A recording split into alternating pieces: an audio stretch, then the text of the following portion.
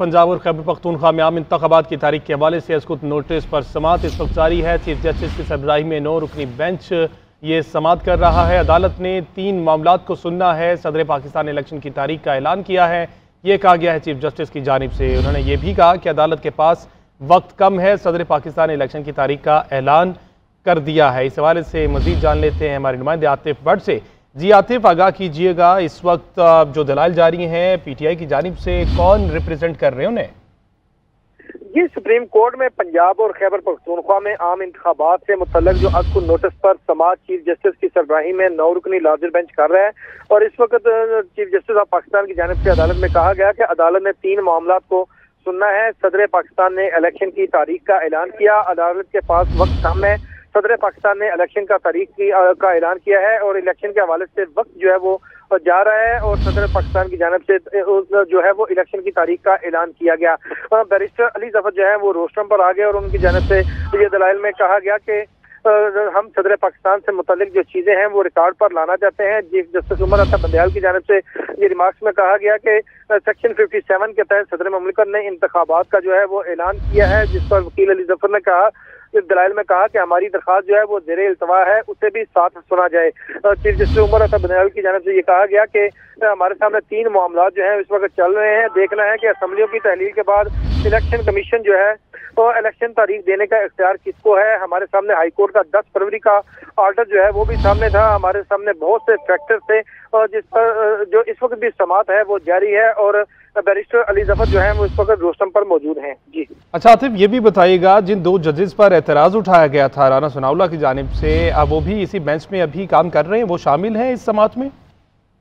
जी, ये जो समाअत हो रही है, जो गुज़श्ता रोज बेंच बना था 9 रुकनी लार्जर बेंच, ये वही बेंच है चीफ जस्टिस ऑफ पाकिस्तान की सरबराही में वो जो समाअत कर रहा है। जिन पर एतराज़ात उठाए गए थे वो जजेस भी इस वक्त कमरा अदालत में उसी बेंच के अंदर जो है वो मौजूद हैं। तो हम बाज़ाब्ता तौर पर समाअत जो है वो शुरू हो चुकी है और चीफ जस्टिस ऑफ पाकिस्तान की जानिब से ये रिमार्क्स में बताया गया कि उनके सामने 3 इशूज़ हैं। सदर मुमलिकत की जानिब से जो तारीख का ऐलान किया गया उस हवाले से सेक्शन 57 के तहत जो ऐलान किया गया है और साथ ही जो बैरिस्टर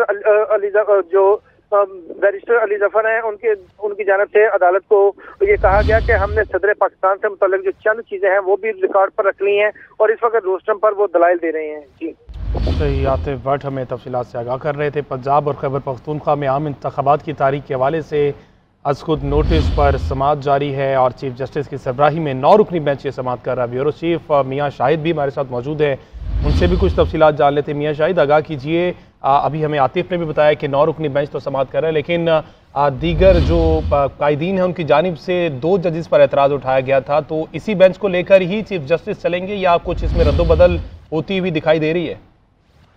देखें, ये अस्कुत नोटिस है और चीफ जस्टिस की स्वाबदीद है कि वो बेंच कौन सा बनाए और कौन से जजेस को है वो अपने बेंच में ले, और ये सारे का सारा जो है वो चीफ जस्टिस जो है उनकी स्वाबदीद पर शामिल है। और हो सकता है कि यही बेंच जो है वो चीफ जस्टिस लेकर चले। अभी तो रोस्टम पर जो है वो अली जफर हैं और अली जफर जो है वो अपने दलाइल दे रहे हैं और बता रहे हैं कि उनका केस क्या था और 2 रुकनी बेंच जिसने इस मामले को चीफ जस्टिस को भिजवाया था वहां पर क्या दलाइल चले थे ये। और आज चीफ जस्टिस ने अभी 3 सवाल जो कि 100 वोटो नोटिस में लिखे गए थे वो दोहराए हैं।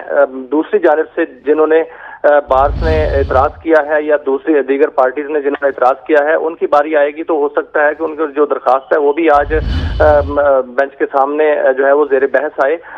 तो मुमकिनात में से है कि चीफ जस्टिस जो है वो कोई नजरसानी इस पर जो है वो हुक्म दें या हो सकता है कि यही बेंच ये केस सुने, क्योंकि चीफ जस्टिस की स्वाबदीद है कि वो इसी बेंच को लेकर चलना चाहें तो इसी बेंच को लेकर चलेंगे। कोई और जज शामिल करना चाहें तो वो करेंगे, किसी को ड्रॉप करना चाहें तो ड्रॉप भी कर सकते हैं। जी अच्छा मियाँ शाहिद, वो 3 सवाल जो हैं, ये सारी समाअत उन 3 सवाल के गिर्द ही घूमेगी जो कि सदर पाकिस्तान की जानिब से जो पहला सवाल अस्कुत नोटिस केस में आया कि सदर ने तारीख दे दी है, अब आगे फर्दर ये देखना है कि इलेक्शन करवाना किसका काम है, सिक्योरिटी देना किसका काम है।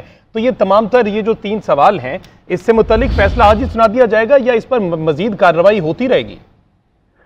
देखिए, आज अदालत ने अभी समाअत शुरू होते ही ये कहा है कि हम उनके पास वक्त बहुत कम है और क्योंकि तारीख निकलती जा रही है और दिन गुजरते जा रहे हैं। जो असम्बलियों की तहलील हुई थी वो जनवरी में हुई थी और जनवरी और फरवरी भी तकरीबन जो है वो गुजर रहा है। तो वक्त कम का तयन करना अदालत के सामने, जो अभी अदालत ने कहा इससे लगता यही है कि जल्द अज जल्द इसका फैसला होगा, लेकिन तमाम फरीकों को सुनना पड़ेगा और तमाम फरीकों को अगर सुनना पड़ता है तो फिर इसमें कुछ वक्त तो लगेगा। आज तो इसका फैसला होने का इम्कान नहीं है, क्योंकि आज नोटिस जारी होंगे। जब तमाम फरीकों को नोटिस जारी होंगे तो अगली समात में जो फरीकैन है वो अपने दलाइल शुरू करेंगे, जिसपे आप देखें कि 13 सियासी जमातें इसमें फरीक हैं और इसके अलावा हुकूमत पाकिस्तान वफाक जो है वो इसमें फरीक है। दोनों सूबों की हुकूमत जो है वो फरीकों में शामिल है। तो उनके वकला जो हैं वो अपना दलाइल देंगे और उसके बाद ही ये किसी नतीजे पर मामला पहुंचेगा। इतनी जल्दी मामला जो है वो खत्म होने वाला और मुकम्मल होने वाली ये समात नहीं है, लेकिन अदालत का कहना है कि जल्द अज जल्द समाज जो है वो मुकम्मल करनी है। वक्त बहुत कम है, तो हो सकता है डे टू डे हियरिंग करके इसको जल्द निपटाया जाए। जी तो मियां शाहिद, क्या लगता है कि 13 जमातों की आपने बात की, पीडीएम एज यूनिट इसको रिप्रेजेंट करेगी या अलग अलग ही फ्रीकैन तलब किए जाएंगे? इस हवाले से यही बात जो है वो तय की जाएगी कि फ्रीकैन जो हैं वो कैसे आएंगे। आज जो शो मोटो नोटिस है उसमें आपने देखा होगा कि उसमें ये लिखा गया है कि ये सियासी जमातों के बुनियादी हकूक का मसला है और अवाम के हकूक का मसला है।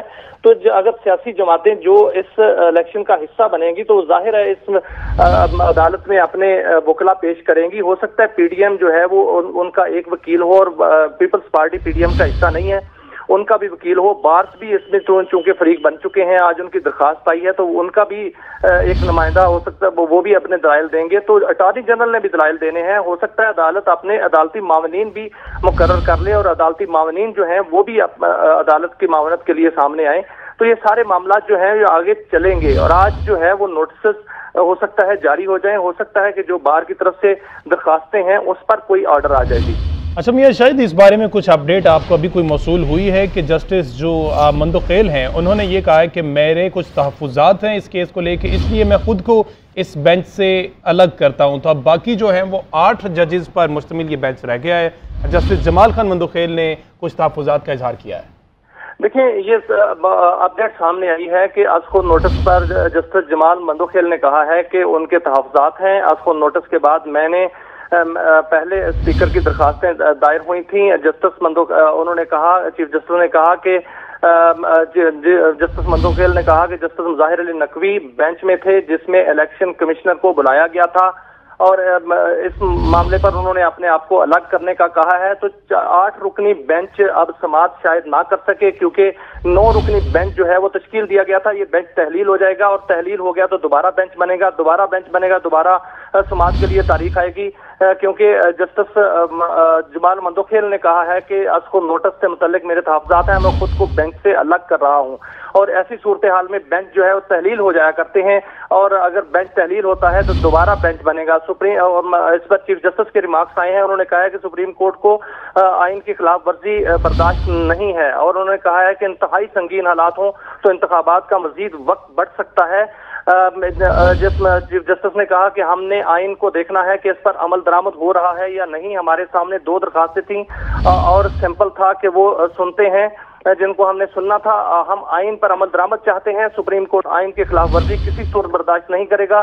चीफ जस्टिस ने कहा कि 2 दरखास्तें हैं जो आप आउटडेटेड हो गई हैं, इस पर वजाहत की जरूरत है। 20 फरवरी को सदर के इंतखाबात की तारीख के ऐलान के बाद सूरत हाल बदल चुकी है। कुछ सवाल दोनों असम्बलियों के स्पीकर्स ने अपनी दरखास्तों में शामिल किए हैं।